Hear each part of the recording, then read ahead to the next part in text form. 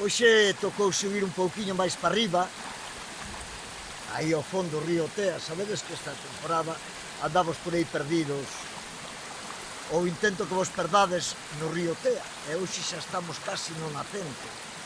E como sempre, os seguidores sabedes que esta temporada douseme por Pontellas, Pasales, Pontillóns, todo o que se vía para atravesar o río antes das carreteras actuais e dos pontes actuais, claro. Teñen menos encanto os novos. Bueno, onde estamos? Alá, parroquia de Prado. Aquí onde estou sentado, parroquia de San Bernabé da Graña. Sí, ixen ben. Os dous concellos de Povelo. Bueno, contaron agora que estaba falando cun home para intentar orientarme, que me deran pistas, que ali fai uns anos era tamén a Graña, pero o que se fala en todas as aldeas, os marcos que en Galiza andan dun lado para outro. Sí, móvense. Debe de ser como o Belis, aquel que levaba o menir, o marco ao lombo, e cambiado. Bueno, o tema é que aí veredes, aí os tendes, os pasos de Xaneán. Xaneán, sí, señor, dixen o ben. Costoume un pouco de traballo chegar, Aquí o río vai remansado, porque aí a 100 metros, máis para baixo, está a fervenza de Parrelos. Aí o río colle xa velocidade e a fervenza vai petado. Non vamos baixar hoxe porque xa hai fotos da fervenza e vamos a aproveitar o día descubrindo tesouros novos do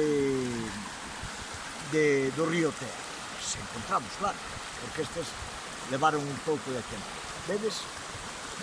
Non sei cantos eran, se son uns 9 pasos, falta un. De non faltar ese paso, pasaríase. Claro, tamén o río non vai moi medrado, pero habría que poñerse en gallumbos, e a agua está fría, a agua aquí no alto está fría. Bueno, queda o tema. Chegar fácil a fervenza de Parrelos, ou ben chegades desde Prado, hai unha ruta marcada, aproximadamente 1 kilómetro aguas arriba hai unha ponte, por aí xa podes enganchar a ruta, a Ponta Albuiña, creo que lle chaman, unha ponte dos Arrieiros, da ruta dos Arrieiros, que tamén pasaba por aquí, esa Lavotea, e estes pasos que eran o camiño tamén que había entre Prado e a Graña, non? Entonces non vai ser difícil. Da fervenza debe de quedar uns 100 metros aguas abaixo e aproximadamente un pouco menos de 1 kilómetro desde a ponte a Albuiña, chegase tamén aos pasos.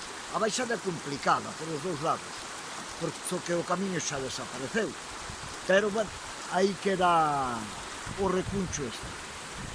Os pasos preciosos. E o río, bueno, o río espectacular. Aí vai. E xa vos deixo. Ala. Os pasos de Xaneán, no río Tea, casi arriba no nacente, na Serra do Sul. Ata despois. Unha aperta.